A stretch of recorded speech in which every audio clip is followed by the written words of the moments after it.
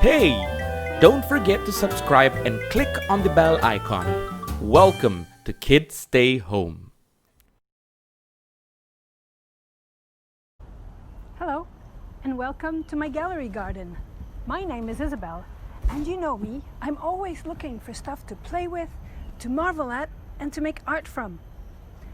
And so today I was looking in my garden and I found leaves, small ones and big ones. So I'm going to go and collect some big ones, small ones, some round ones, some square ones, some oval ones, some long ones, some short ones, some thick ones, some flimsy ones, and I'm going to try to figure out what we can do with them. Come, let's go to my garden.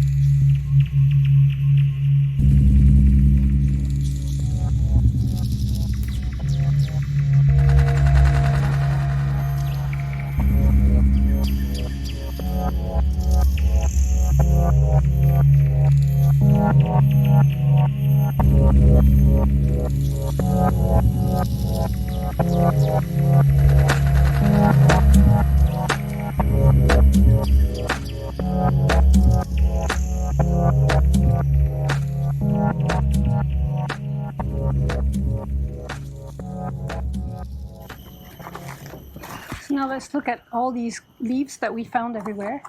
Remember, you can pick a lot of these leaves along the side of the road, not in the parks, but along the side of the road where they haven't cut the grass. In some areas of Singapore which are a little bit more wild, some of these things grow like weed. Like this is the Bodhi tree. It often grows on another tree, so it's not originally planted. And it grows very close to the ground, so it's very easy for you to pick quite a few leaves. It won't damage the tree and nobody will mind. Ferns, so those are also found in parts of town that are not as cut as often under the trees. This is a papaya leaf. You would recognize this one. This one, the papaya, most likely will belong to someone. It's okay to take one leaf. If it's not your tree, make sure, remember, and ask for permission before you take a leaf. More body leaf. These are fantastic for what we're going to do. This is a frangipani leaf. I like it because it's so solid and strong. It turns out it's not that great for what we want to do. Again, if you are taking it from someone's garden, please ask first. Usually one in a very bushy tree won't matter. Or you can pick them from the ground in the street sometime. More body tree. Can you guess what this is? We've seen this before. Anathera pavonina. That's the same tree that produces the saga seeds, the red saga seeds. We saw it in the previous episode. And then little ferns, tiny little ferns. I like them because they're very intricate, so they give very nice patterns for what we're going to do. And again, those you find very close to the roots of the trees, like on the street, between the street divider, whatever, where there's a tiny bit of grass, you'll often see a few of these growing. Nobody will mind if you take them. This is heliconia, usually grows in cultivated gardens. So again, only take it if someone says it's okay. In very bushy garden, one leaf won't matter, but you need to ask for permission. And this is money plant leaf. One leaf won't matter, it usually grows very, very well. Again, usually grows because someone is growing it, so you need to ask for permission before you take it. But it shouldn't matter. This one looks like a banana leaf. It's the same family, and it's nice and big, that's why I took it. This one you definitely need to ask for permission, but sometimes also when you go along the side of the road, you can see they're maintaining this part of the park. They're just cutting and throwing away, so you can take them. Or if you go to the market, you can find banana leaf pre-cut. Those are nice, the fresh one. They need to be very fresh and green for this to work. Let's get to work. what are we going to do? We're going to do leaf photography. So we're not going to be drawing today. We're going to use the ability of the leaf to sense light. You know, light is essential for the growth of plants. Plants have chlorophyll, which allows them to photosynthesize. Photosynthesis is just a fancy word for saying getting food. Now we need food, we eat plants, and we need meat to get energy, but plants magically are able to get energy directly from the sun and from the gas in the atmosphere and a few chemicals in the soil. Photosynthesis is how they get their energy. How do they do it? The energy of the sun comes and hits the leaf, and there's a chemical reaction happening in the leaf, which is where the color comes from. Chlorophyll is green, and it's the chlorophyll that creates this energy. So now when we hide the sun from the leaf, it will alter the reaction that's going on in the leaf, and it will be visible on the leaf. And that's how photography happens. Photography is basically applying light and dark to a light-sensitive surface. Let's see how we can do it and what kind of nice results you can get. So here's the material you need. You need an old picture frame. Aptly, it's a very beautiful drawing of leaf done by my daughter, given to me for Mother's Day a while ago. This is an inspiration for you. You can imagine actually drawing the leaves from this. We won't do it today. Today we will put aside and keep carefully the drawing and choose a leaf that fits inside. So for our purpose, we will use a few of those, because those are the right size, and a smaller leaf that fits inside each of these. Let's see, we have enough. So this is basically becoming a mask. It will stop the light going through. So when the leaf is trying to photosynthesize, the light will hit here, but will not hit here. It'll create a different pattern. That's the idea. Okay, I'm putting another one here. Do I have another small leaf I can use?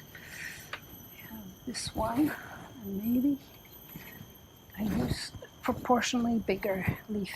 I guess I will use these 3 assemblies. Okay, so to prepare, I will open this carefully. This is an old IKEA frame. You can get a new one, it doesn't cost very much. Or you can use a piece of plastic that you have at home.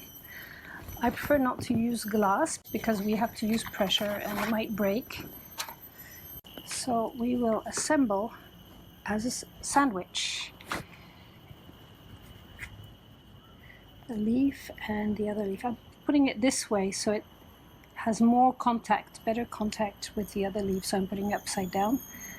I'm trying to align the middle. It's more interesting. Okay, this is nice and flat.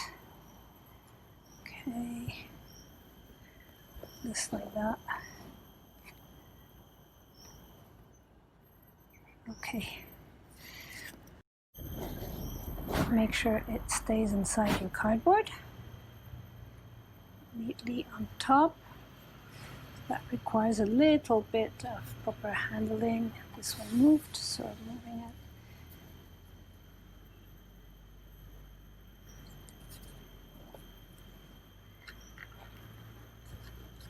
Squishing them together as much as possible.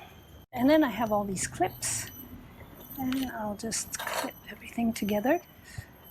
The reason for clipping is so that the surface, the 2 leaves, touch each other as much as possible so no light goes in between.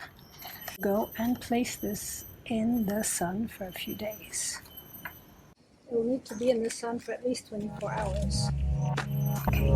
The other way will be to tape this directly to the window.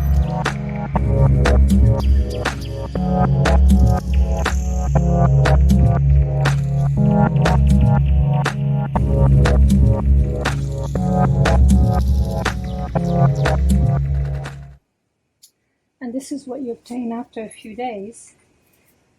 When you remove the leaf, you can see the pattern. So where the leaf was is very dark, and it yellows outside as it grows old. This is the jackfruit leaf, I think. Give a nice result. Doesn't do anything on the back, only one side. So you can try both sides, see which one works best. This is our body leaf. These leaves have been dried for a few days.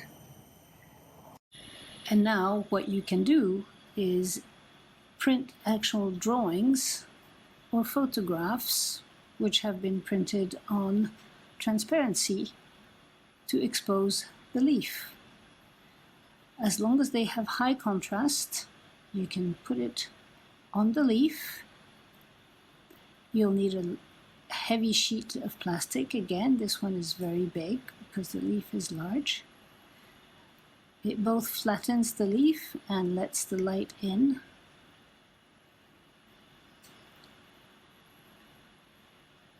You need to expose it for 24 hours at least in the sun. And this is what it would look like after 24 hours. A photograph printed on the leaf by the sun.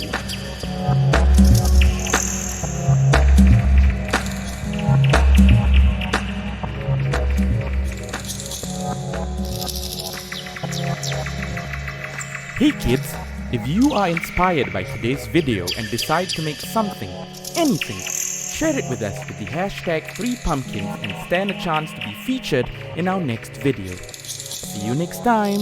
Bye!